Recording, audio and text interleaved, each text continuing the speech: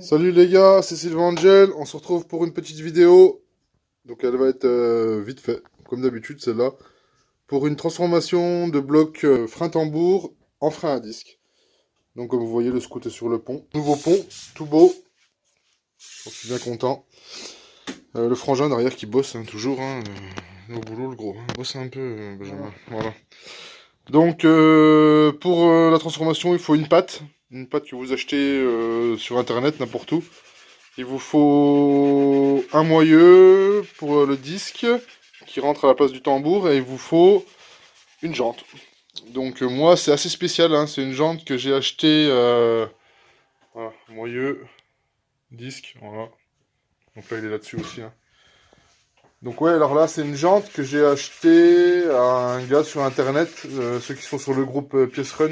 Vous l'avez vu, c'est la jante IMF. IMF.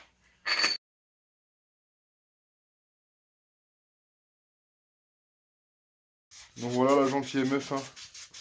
Donc je fais un grand coucou à Jérémy Langevin, un grand merci à toi, c'est lui qui m'a vendu tout le système. Donc il m'a vendu le moyeu, le disque, la jante, mais dans la jante j'ai une pièce qui est super. C'est une cale qui vient faire un peu plus de déport, et du coup ça me sauve la vie. Parce que moi, quand j'ai fait la modif, j'ai fait un truc super sympa. Du coup, j'ai même pas éclaté le truc, les pièces qui servaient pour le tambour. J'ai juste coupé un tout petit bout. J'ai dû couper 4 mm qui se retrouvait là derrière. Là, je sais pas si vous voyez. Je peux essayer de mettre le flash. Avec la lumière. Non, non, non, non, on s'en fout. Donc là, j'ai ma pièce qu'on a achetée sur...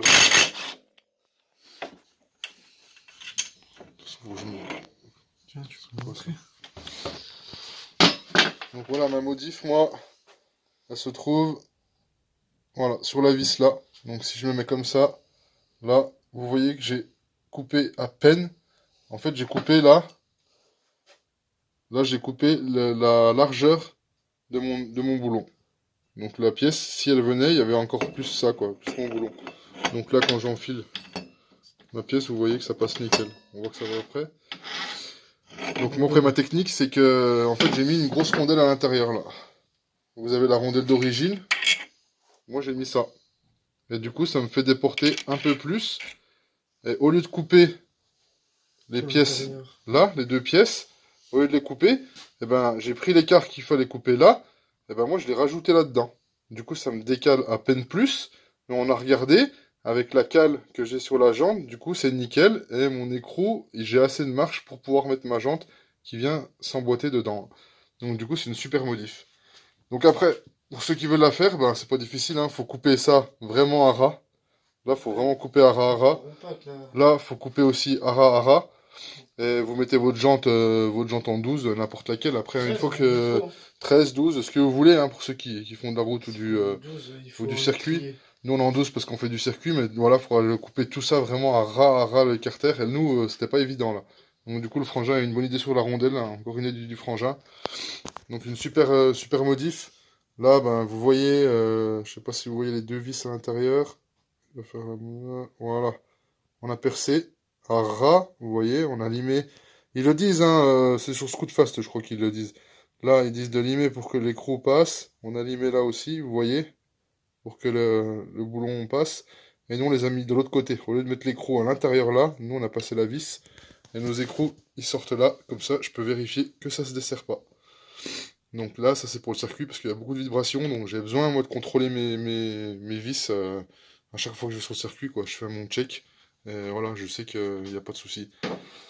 Donc voilà pour la modif. Et donc à retenir, hein, la rondelle qui vient décaler tout le système de la roue. Ça évite de tout couper, tout défoncer le système. Si je veux remettre mon frein à tambour, je peux.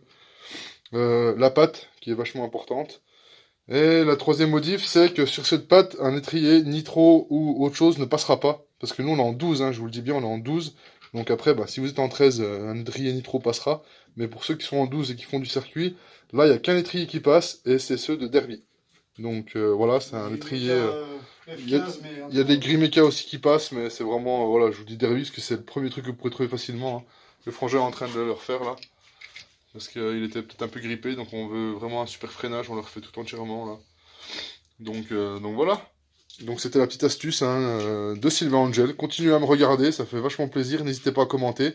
Moi je suis super content, je passe en frein à disque parce que j'avais besoin de ça pour le freinage quoi. Il y en a, bon après j'ai vu hein, des gars à frein tambour qui vont vachement bien, ils freinent moins. Mais voilà, moi j'ai besoin de freiner, j'ai besoin de, c'est comme ça, c'est ma conduite à moi. Je prends du plaisir un peu aussi au freinage, donc voilà, peut-être que plus tard je remettrai le tambour, j'en sais rien. Pour l'instant j'avais besoin de ça.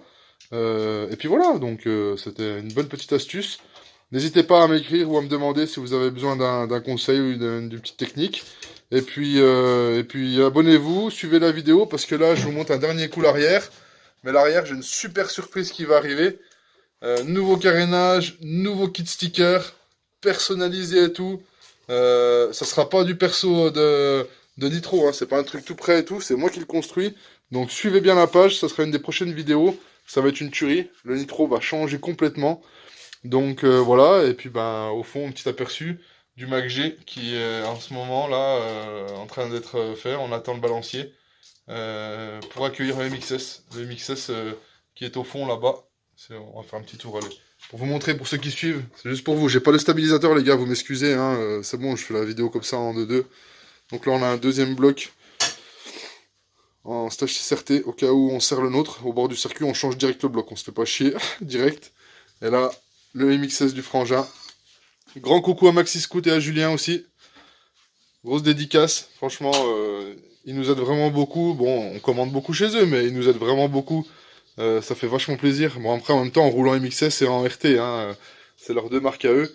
Donc, franchement, un grand plaisir de faire affaire avec eux parce que pour moi, c'est une super boîte. Ils sont vachement à l'écoute. Donc, après, voilà, tous ceux qui parlent, c'est parce que je pense que c'est des gens qui prennent pas le temps d'appeler ou qui prennent pas le temps d'écrire ou qui sont trop énervés. Moi, je sais que j'ai jamais eu de soucis. Et puis voilà, j'ai déjà attendu une commande une semaine, mais bon, voilà, quoi. Ça arrive, hein, tout le monde, quand tu commandes beaucoup, t'as un moment où t'attends un peu, quoi. Donc voilà, les gars, à suivre. Le Mac G, là, celle qui va être faite, parce que l'ancienne selle, on peut pas la garder, elle glisse. Donc on va mettre celle-là, voir si ça glisse moins.